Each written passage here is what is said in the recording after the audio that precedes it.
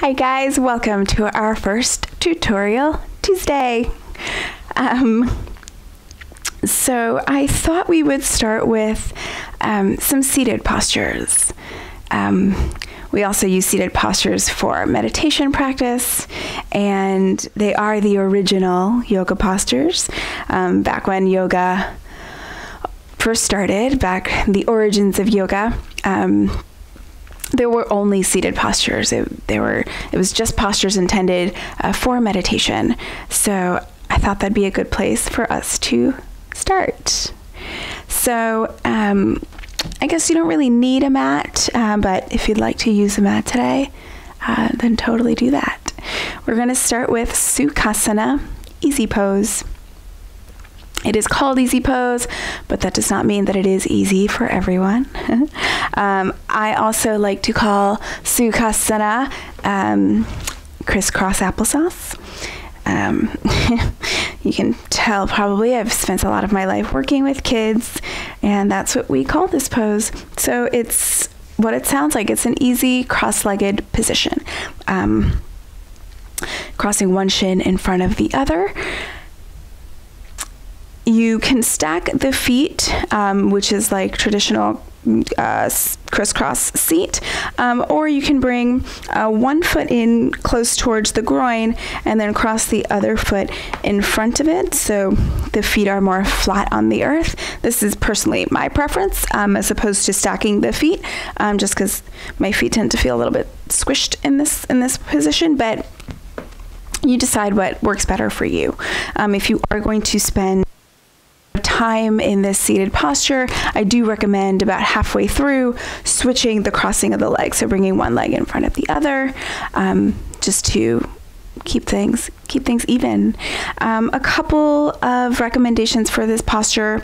The idea is that you want to be sitting up on your sit bones, so the two kind of pointy protrusions directly beneath you, so you don't want to roll back onto your tailbone. If the hips are super tight or the low back is very, you might find a bit of this, like this rounding action. If you do find that this is happening, go ahead and elevate the hips. So often when I sit in this pose, I like to use a block underneath me, bringing a block onto the earth, and then placing those two sit bones right on the block. And then from here, bringing the legs again, either one foot in front of the other or crossing them into more traditional, crisscross configuration. If you don't have a block, or if a block feels a little too hard underneath you, if you are going to be sitting for an extended amount of time, it might feel a little much. Or if you just need the tiniest bit of height, you could also use a blanket. So same idea, you'll bring the blanket underneath you, and that'll allow the hips to lift up a little bit more. It's generally nice to have the hips elevated above the knees in this pose. So bringing anything, if you have a cushion or a bolster, that would work as well underneath the hips for this seated posture. So this is your Sukhasana easy pose. And this is the posture I would say is most often used for meditation practice, just because it is probably the most accessible of the seated postures. Cool, so that is Sukhasana easy pose. Let's do one more. So also then let's go over hero's pose. So hero's pose, the Sanskrit name is escaping me now.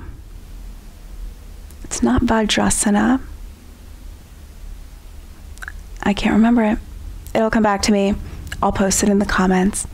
But hero's pose is basically you're coming up onto the knees, and then you're going to open the feet wide.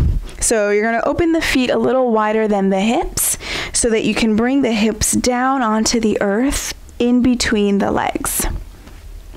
Virasana. There it is.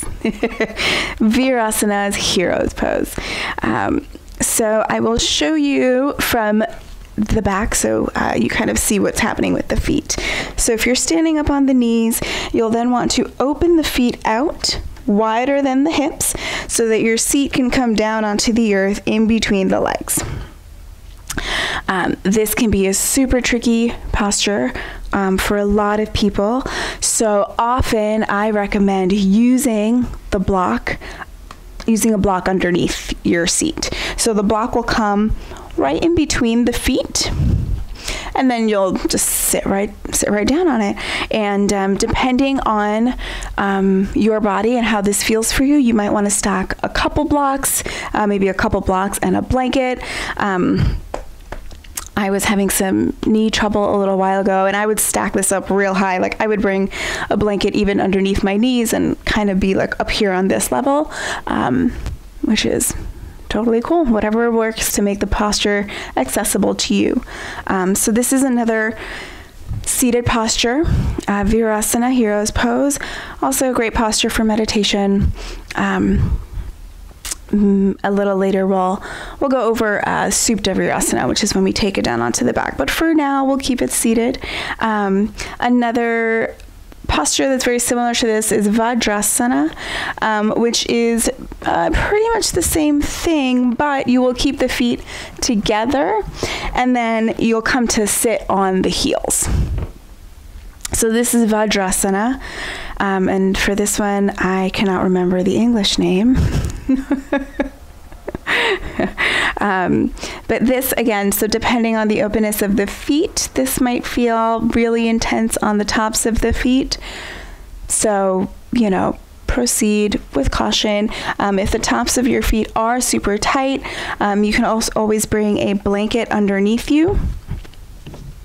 So bringing the blanket down and then resting so that there's a little bit of space for the tops of the feet, so they're not pressing totally flat. That can be painful for some people. Another excellent option for a seated meditation posture. So that is our tutorial Tuesday. So you've got a few poses here: Sukhasana, Virasana, and Vajrasana. If you have any questions, please ask away. Like, totally, all the questions. Have an excellent rest of your day. Namaste.